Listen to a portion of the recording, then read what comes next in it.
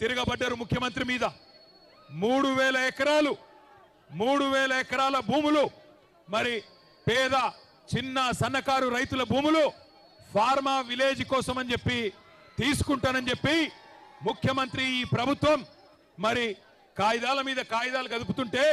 అక్కడ ఉండే మా లంబాడ అన్నదమ్ములు మా బంజారా ఆడబిడ్డలు తిరుగుబాటు చేసిండ్రు 9 నెలలుగా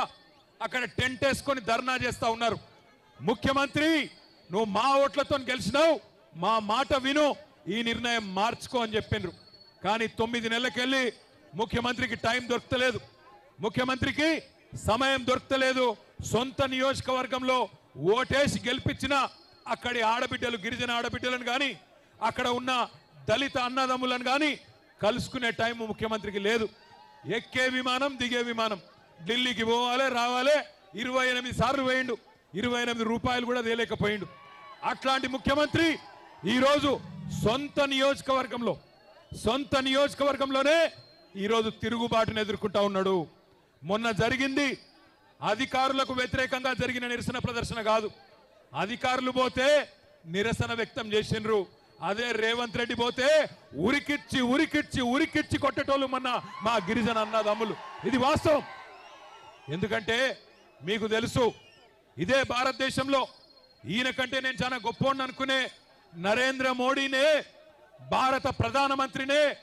సంవత్సరం పాటు రైతులు ఆందోళన చేస్తే ఆ నల్ల చట్టాలు వెనుకకు తీసుకోక తప్పని పరిస్థితి అది రైతుల పవర్ భారతదేశంలో ఇలా రైతులతోనే పెట్టుకున్నాడు రేవంత్ రెడ్డి చిన్న సన్నకారు రైతులు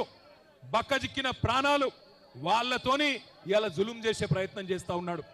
మమ్మల్ని అన్నాడు మాకు డీజీపీ గారికి ఫోన్ చేస్తే మానుకోటలో ధర్నా ఉన్నది మా గిరిజన అన్నదమ్ముల కోసం మా గిరిజన రైతుల కోసం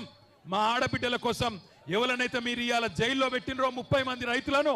వాళ్లకు సంఘీభావంగా మానుకోటలో ఉండే మా బంజారా అన్నదమ్ములు కదులుతున్నారు అంటే ఆయన అంటాడు డీజీపీ గారు అయిపోయింది కదా లగచర్ల ఇక్కడెందుకు అంటాడు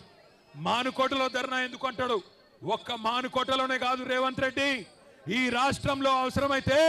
ఎక్కడెక్కడ బీద వాళ్ళు ఉన్నారో ఎక్కడెక్కడ గిరిజన రైతులు ఉన్నారో ఎక్కడెక్కడ మా దళిత అన్నదమ్ములు ఉన్నారో ఎక్కడెక్కడ బలహీన వర్గాల అన్నదమ్ములు ఉన్నారో మొత్తం 119 నియోజకవర్గాల్లో అవసరమైతే ఆ కొడంగల్ బక్కజిక్కిన రైతుల కోసం తప్పకుండా బీఆర్ఎస్ పార్టీ ధర్నా చేస్తుంది కదం దొక్కుతుంది కదులుతుంది నీ ప్రభుత్వాన్ని కూకటి వేళ్లతో పెగిలించేదాకా వదిలిపెట్ట